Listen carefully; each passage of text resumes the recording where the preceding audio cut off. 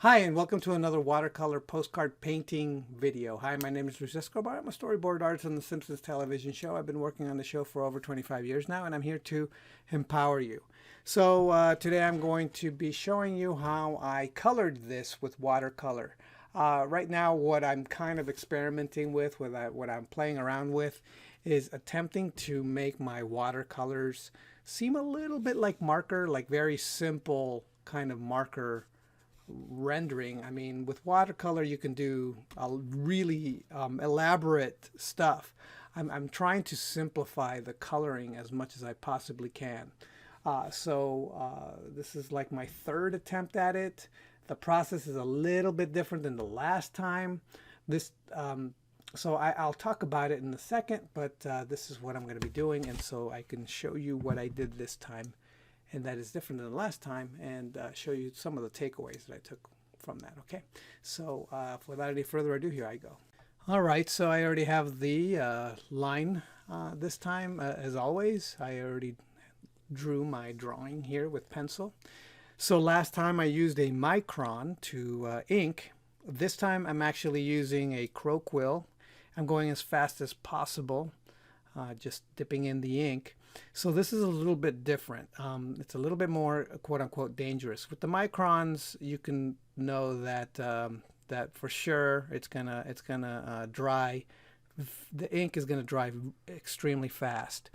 But with crow quill, using actual ink from a ink bottle, you don't have that security that that the ink is going to dry. So what I actually did was I took a hair dryer and I dried it thoroughly. So you saw me dry it, and then you can see that it's dry because I took a kneaded eraser and kind of lightened all the lines. And then I'm going to start doing the painting. So the idea here again is to try to make it a little bit more, look like a little bit more like marker. So one of the things that I discovered as I was painting, you can see on the hair on the left that it's a little bit gray.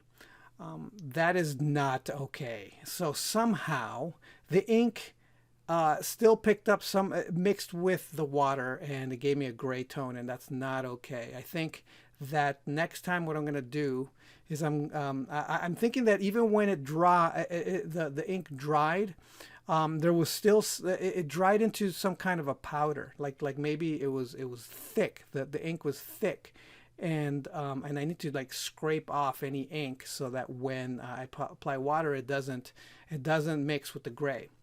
So I'm doing I did a pass with the brown, all the areas that I'm going to do shadows in. And then I went in with a blue, and then I try to add a little bit more, just areas where it's going to be darker.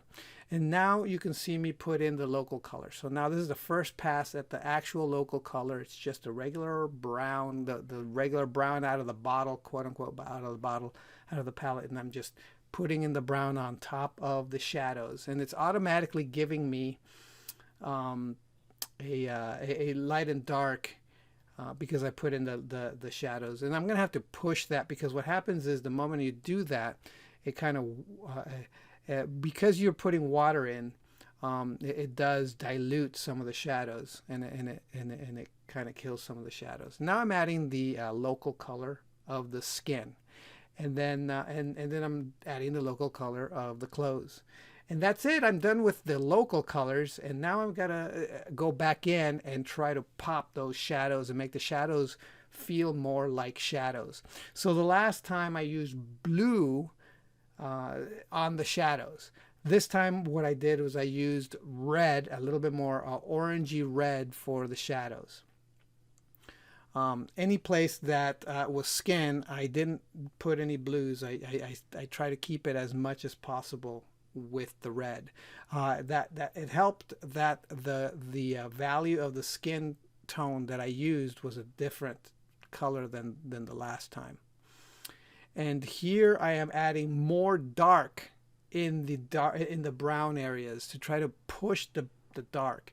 And I did that by putting my French blue, and I'm really pushing the going over and pushing the blue in there. And I don't even mix the blue. I just put in the blue. If I wanted to make it a little bit more brown, I could always add more brown to it. But I kept it blue.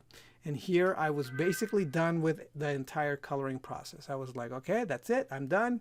But I needed to make sure that everything was dry, so I used a hair dryer to dry everything, so I could go in and retouch all the lines that needed retouching. So I used a brush pen, a squeeze brush pen, to add some details and things like that. Here's my Pentel brush, which I really like and I use a lot. And I added some details with that. Then I went in, and with the nose, I thought it needed a little bit more color. So I added a little bit more color on the nose. But there were areas in here that the lines needed to be better. And I didn't want to use a micron, so I went in with a different nib, which was much thicker, and I used that nib to get a thicker line to ink with. And then that was it. So just a few touches here and there, and then the hair dryer, and that was it. That was the entire process, using a lot of nibs, a lot of traditional tools, which I absolutely love. They're my favorite things to use. But right here, I'm just kind of touching up just tiny little things, trying to blend stuff together. But that's essentially it. So hopefully you got a lot out of this. And I'll talk to you next time. All right, bye.